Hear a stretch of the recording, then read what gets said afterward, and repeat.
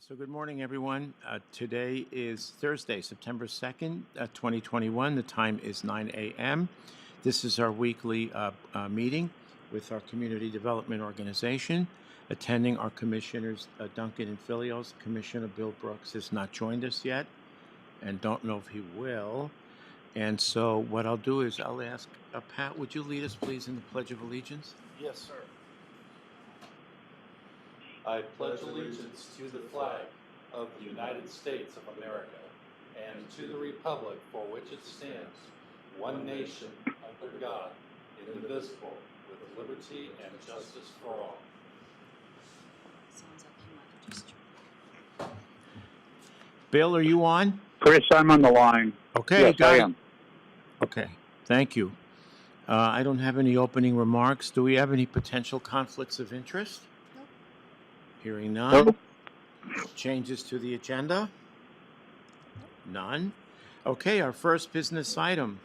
It's a community development update. It's a consideration of allowing the director to make an interpretive determination to allow certain properties within the Hauser ACI to remain eligible for building permits while the following code amendment is underway. And this is a discussion and direction. David, you want to take it, please? Thank you, Mr. Fillios.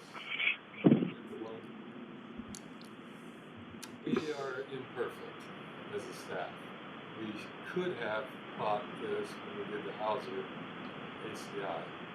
It's one of those things that just slipped through the cracks where a parcel, in this case, it may be others, is zoned something that makes good sense, but happens to be a zoning category that requires a larger parcel size than the actual parcel that will be zoned.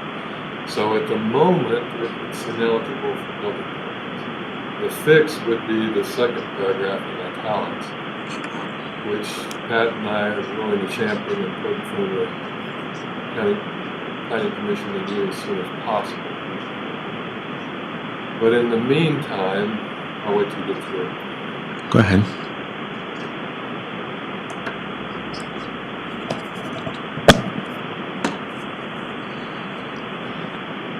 In the meantime, I'm asking you to do what previous boards have done when we found such things, to say that we're going to allow these people to go ahead and pull permits with the thought that the change should be imminent.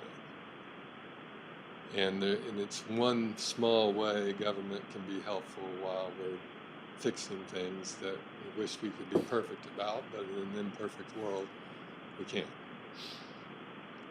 Does that help explain? Mm-hmm. Yeah, I don't have a problem with it. Yeah, I don't either. Just one note, Go ahead, because Pat. it would be an amendment to the ACI agreement. It would also require city approval, which I don't expect to be a problem. I just wanted to make that note for the record. Thank you, Pat. Okay. So you don't need a formal decision No, here. thanks. We'll just do it Okay. and start scheduling. So that takes care of item A. Thank you. Second item, B, consideration of appropriate legal action for the following cases, discussion, and direction. First one is CV 21-0174. Go right ahead, David. We have a difficult property owner basically running a business in a zoning district that doesn't allow it. Okay. And it coincidentally happens to be in the Hauser area. We found out about it while we were doing the Hauser update. And we've noticed and talked, and it's frustrating at this point because the staff spent a lot of time trying to get Mr. Huff to do the right thing. And he hasn't. So this will give you a sense for what's out there. It's basically a excavation business with trucks going in and out every day. I think it's 1,500 gallons of fuel being brought in on a regular basis. And one of the things that's irritating to the neighbors is there's a great number of children out there, and this is a lot of traffic in and out where it shouldn't be. So at this point, I'd like you to authorize Pat to proceed with whatever legal remedy he deems is best suited he wants to start with the letter, which sometimes gets people's attention. I'm fine with that, but I'd also like to, if the letter doesn't work, I'd like your authority to pursue the next step of legal remedy, because this person's proven to be recalcitrant. And I presume you've already communicated with him? Constantly. And frankly, the most irritating thing is he owns property not far from this where he could run a business by right. Run this business by right, no questions asked. He just has refused to move his business. Yeah, that was the kicker for me. Okay. So, did we get complaints from neighbors? Yes, or- and 2 of them are here. Okay. All right, and then I had another question. It's all right.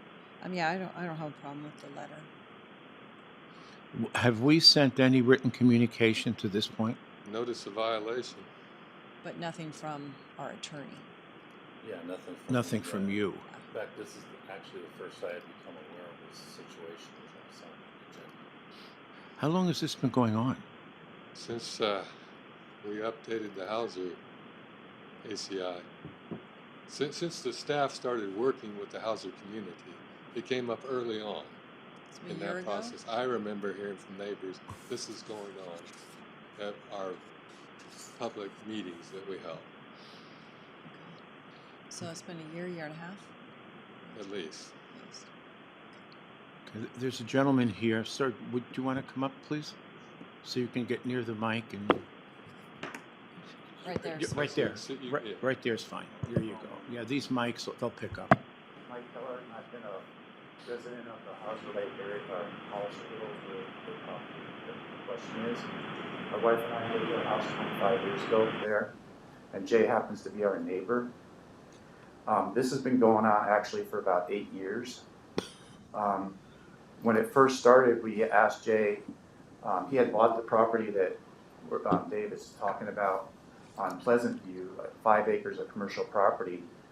And he kept telling us year after year he was going to move his trucks. The only thing that ever happened is it just got bigger and bigger and louder. So 22 neighbors signed a complaint. We actually had 26 neighbors sign, and 4 of them backed out because Jay's threatened a lot of our neighbors. I've physically been threatened twice with physical harm from him.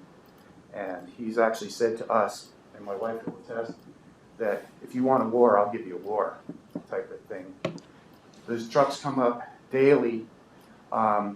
He's filling 1,500 gallons a week. Every Wednesday, Pullman Fuel is filling 1,500 gallons a week. We've asked him, and he said, well, I'm going to move next year, but everything's just blown up. We approached Dave when we found out Kootenai was going to take over, because we were in no man's land, basically, under that ACI. We have a neighborhood that's kind of changed. A lot of people have actually moved out because of this situation. We have 22 young children that are all over the street, and I pleaded with the kids, look, you got to stay off the road. They have those little scooters go down the hill. We're actually a cul-de-sac. It's a one-way, so the trucks are going in and out the same place all the time, all day long. We're pleading for some help here. It's a great neighborhood. Over 50% of it is retired people. And my wife and I are the representative to let them know how this whole process goes. That's what I can tell you. Ever since we communicated with Dave, Jay Huff is a very physical person, threatening person. We don't talk to him. We try to stay out of his way. We've actually had to build a fence along our property because the truck drivers and stuff would come up. There's actually an easement road there between our 2 properties. And when we'd sit there on the back of our deck, his truck drivers would go by and flip us off. And they'd run trailers with nothing on them, and they just make a ton of racket. Right now, as we speak, he's working on a big excavator in front of his shop. The noise is it's just terrible. What does he use the property for? He used to use the property until Dave got involved. He had all the trucks parked there, and on the property line between his 1.5 acres, and he has another parcel 9.5, the fuel tanks were right there, and the trucks would go up in this big circle, come, fill up, and then go back down every day. I mean, trucks with big excavators on them, mini X's, service trucks. He's got 6 different service trucks with trailers and 4 dump trucks. Is there a residence on the property? Yes. Okay. Yes, and he always works on, he has a big shop, but he always works on all of his vehicles outside, power washing every Friday. All his guys are up there. There'll be as many as 8 different trucks with trailers, dump trucks, and they're all power washing for hours right in front of his shop. David, what are we zoned for? It's ag sub, which 2 acre minimum. you could do a home occupation, but this doesn't meet the parameters of a home occupation. Okay. It's way beyond that. So, Pat, is there a time frame that That's what I you're was considering for your letter? You know, he has 6 months remedy, he has 30 days. I mean, what? Something, let me look to see what I did in the last couple of cases for. Okay. Then I guess my other question is, if he's got fuel tanks, that sounds like a panhandle health issue if they're over the aquifer. Fire marshal, Fire marshal? and they're not. They're not over the They're not over the Okay. aquifer. But it is a fire marshal issue. They're supposed to have a permit from the fire department. I don't know if they do. Okay. I really thank you for listening to us. Yeah, you're very welcome, sir. Thank you. Yeah, normally, I mean, you know, from the notice of violation, they have 45 days to cure it. Probably not be inclined to give them a lot of time, you know, probably no less than 30 and no more than 60. Yeah, well, 45 seems, Yeah, that's probably reasonable. yeah. I'm sorry, but No, come right up, sir. Go ahead. I'm sorry, but Jay's had 2 different 45-day get your stuff out of there. Actually, 3 that I know of. Our attorney here can check, but he knows that he doesn't think you're going to do anything about this. He thinks he's just going to keep. Well, Going this on and this on. is the first step, and if there's no action in 45 days, then we take the next step. Yeah. We've already done 45 days twice. The notice of violations have What been notice of recorded. violation? Yes, but it's not a letter. Totally get that. Yeah, but it's, the process we follow is we have our attorney reach out first, and that has gained a lot of compliance over just the notice of violation. Okay. Yeah. All right. So basically, he ignored the prior 2 notices. Okay. And I'm not one to be easily intimidated by people like Mr. Huff. Mm-hmm. So Okay, so we're going 45 days? I think that Is that- max. Okay. Yeah. You okay with that? You know, like Mr. Keller, you know, testified, he's had plenty of time up until this point to gain compliance. I don't see the, you know, point in having any kind of an extended time period. Fair enough. Bill, any thoughts?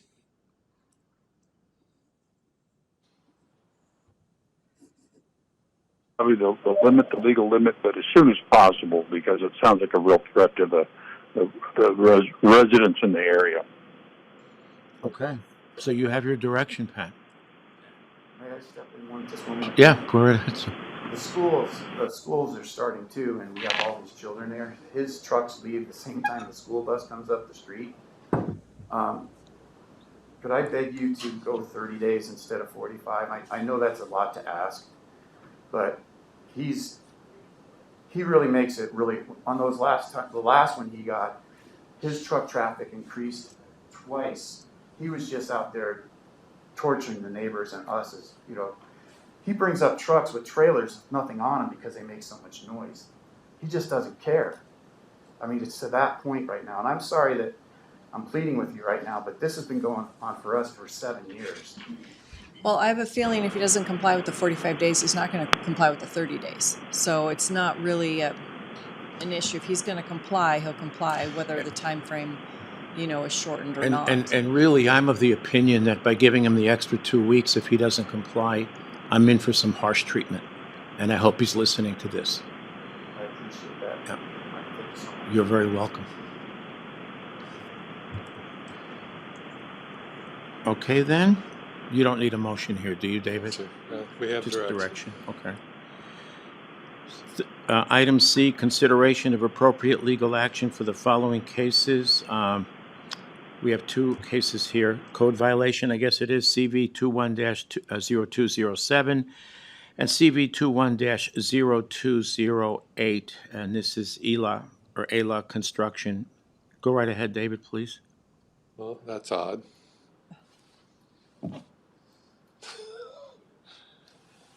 I don't know why it just did that.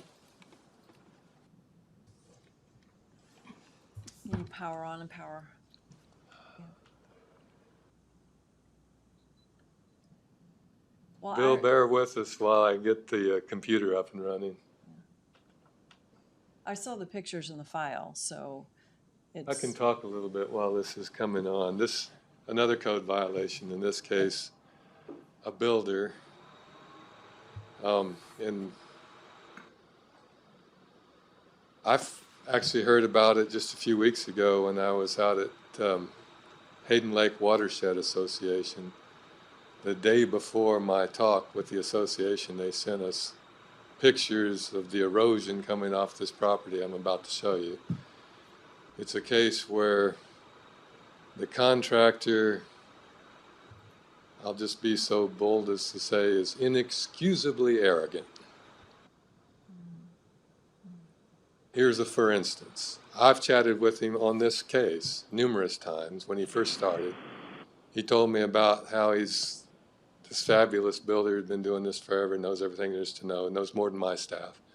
I'm sorry I'm a little bit mean-spirited at this point, but I'm up to here with him. And this isn't going to work anyway, looks like. And so the pictures I would show you are that he's cut half the hillside away. And yeah, go ahead and do whatever you want. And it's eroding, and it's bad. We've been on him and on him and on him. We've done a stop work order, which he has known and willfully violated.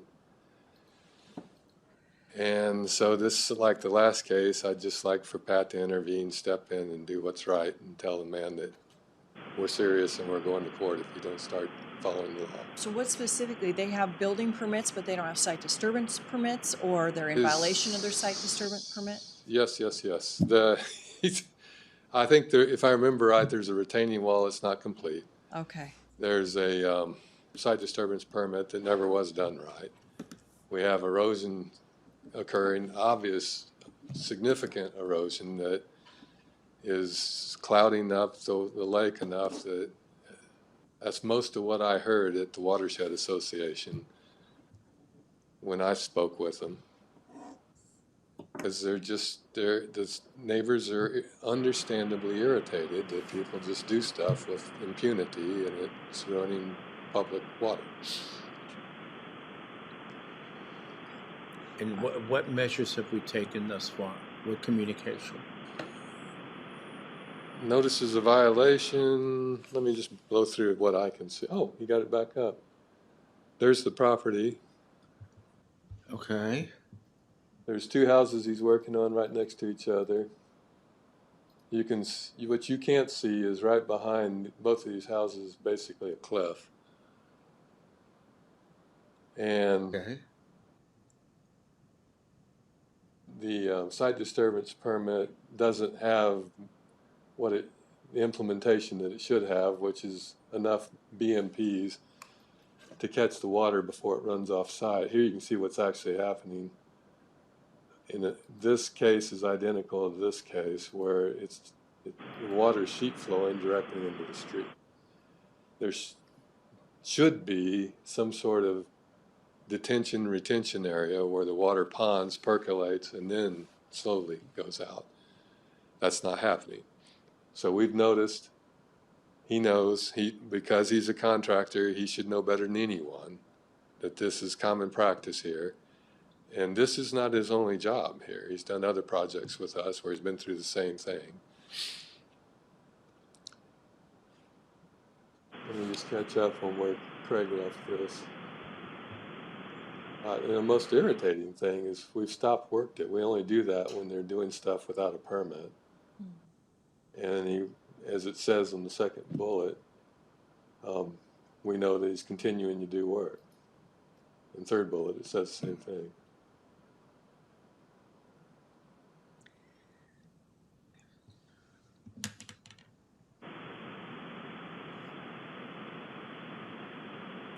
So where does that take us?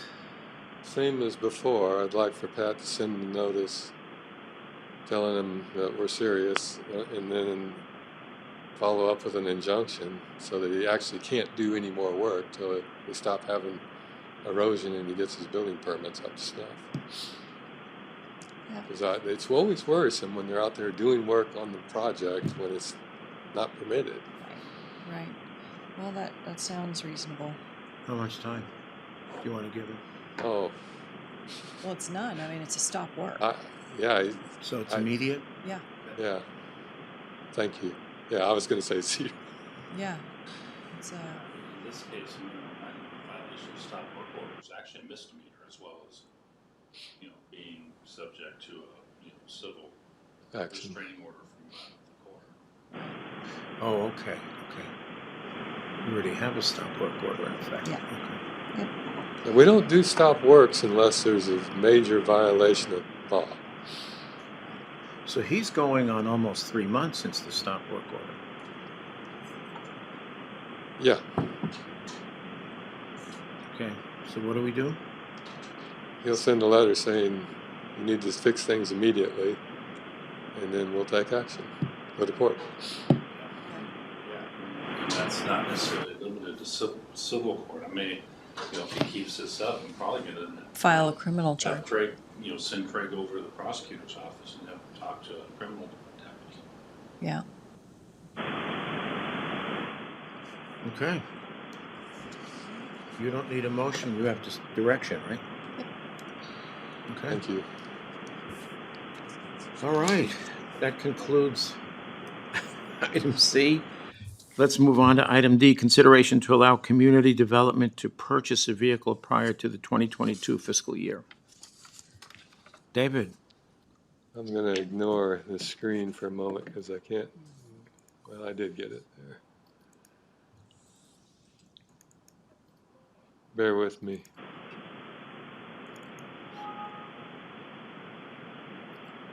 That's irritating. Are you in there? I'm out of here. Okay. This is an email that tells the story more quickly than I can. If you look at what Russ says right about here. This vehicle's unsafe, unreliable. It ought to be sold at auction. Sure. So your budget starts October 1st. Are Right. you looking at a used or you're looking at a new? We're looking at used because there are no new vehicles. So Okay. I just wanted to have this conversation first because this is the beginning of the story. Sure. The second part of the story is we have another vehicle in this same condition, just went in, I think, a week ago, 2 weeks. And so I'm fully expecting Russ to tell us the same thing on that one. Meanwhile, if you'll pardon the old Southern phrase, we're borrowing from Peter to pay Paul. Right. Because we're using code enforcement vehicles, so code enforcement's using the Crown Vics. Yeah. And if Just you, so the inspectors can be out in the real world doing their job. right, and if you ever wanted to get those Crown Vics wrapped or painted or whatever, we would support that. So I think it's from fund balance anyway, so I don't have a problem with you going early on this. You would just have to bring us the purchase order or something before us in a business meeting. Yes, and I need all 3 votes. So I need you two and Bill to agree to do this. It's not contingency. We'd use it from fund balance. Yeah. Yeah. Well, I mean, I guess we could use it from contingency, but it's just That was it's gonna Dina's go recommendation. Nevertheless, you comes still to need 3, contingency. right? for contingency. Yes. Right. Yeah. So that would just happen at Tuesday's business meeting. Right. Yeah. So you're going to pick So up a I'd like vehicle to off just the buy lot, a I vehicle presume? off the lot that's Okay. used. We've checked it out. It's not, it's frustrating. They're charging us what the new vehicle, Yeah. but you know the drill. Yeah. Used vehicles are absurd right now. Yeah. And at least these have got low mileage and they're in good Good. condition. Okay. Okay. And I'm at that precarious position of going back to the Crown Vics. Even if we wrap them, I can't get inspectors out in the field, and then code enforcement can't do their job with the Crown Vics come about Right. November. That's true. So these two will get you a head start on. Yes, Okay. Okay, so Tuesday's meeting? thank you. Okay. So make sure you get it to Yeah, her. get with Terry. Yeah, that'll be Sandy's next job. Okay. Okay. All set there? Thank you. Okay, final item. Consideration to allow community development to spend $6,500 for software upgrades to the new IMS software to improve effectiveness and speed of use. Go ahead, David. You know, this goes back to my earlier comment where in a perfect world where if we did everything perfectly, we would have gotten IMS and IT staff to have this into the original contract. Sure. There's about $6,500 of add-ons. Well, strike the about. That money would get us the add-ons that are on this screen. It's in your electronic file if you want to drill down. Yep. But basically, there are things that we need to have to be able to do our job. Like, Go ahead. in any given case, like the ones we just talked about, there can be 150 files. It's a hell of a thing, excuse me. It's a difficult thing to sort through 150 of them without some sort of useful device like sorting by name. Right. This is the sort of thing that would fix it, and we become considerably more efficient. But so does the public. Sure. So we're just asking. So where are you? Yeah, looking the source of money from? funds. Can you wait till October 1?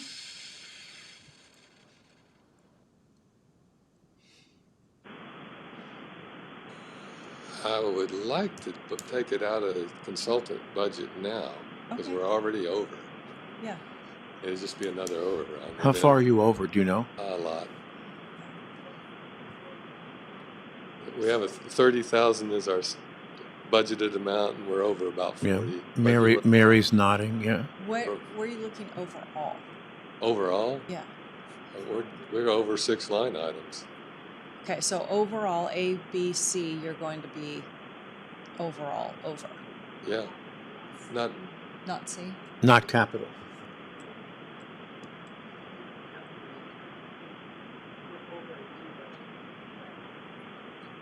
yeah. Okay, and I is think A, the saving grace is our revenues are way up. right, Last time I talked to Dina, we were covering in revenues. okay. So I guess that's my question. If this is not going to put you $6,500 over Oh. your overall Oh, oh, oh, budget, oh, oh, then you can do it without us because it's under the 10,000. But if you Yeah. can't, then we should do it from contingency. Okay.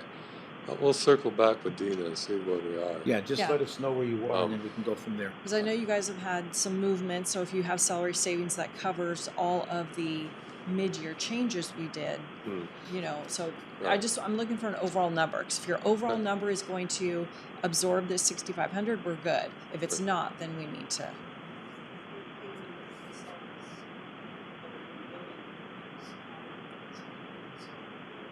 Sure, but there's, on that line item. yeah, so there should be some balance somewhere in there. But yeah, just. You're saying, just to be clear, you're saying if our revenues are matching so that we're not over expending what we're bringing in, even though we don't actually get the revenues. Right.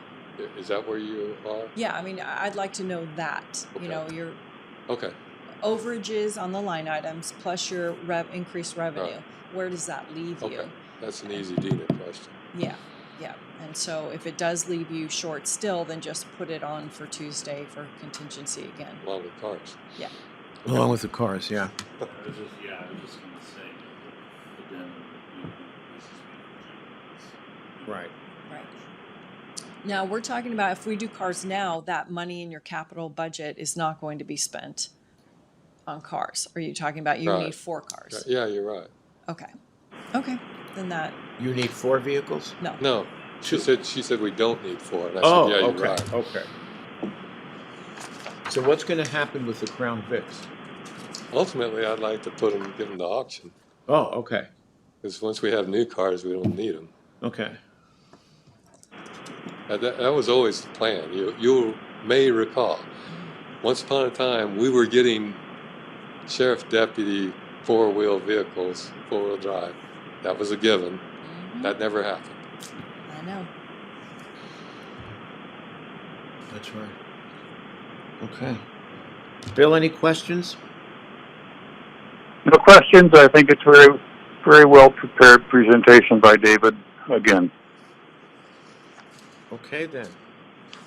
So the time is now 9:30, and this meeting is adjourned. Thank you, everyone.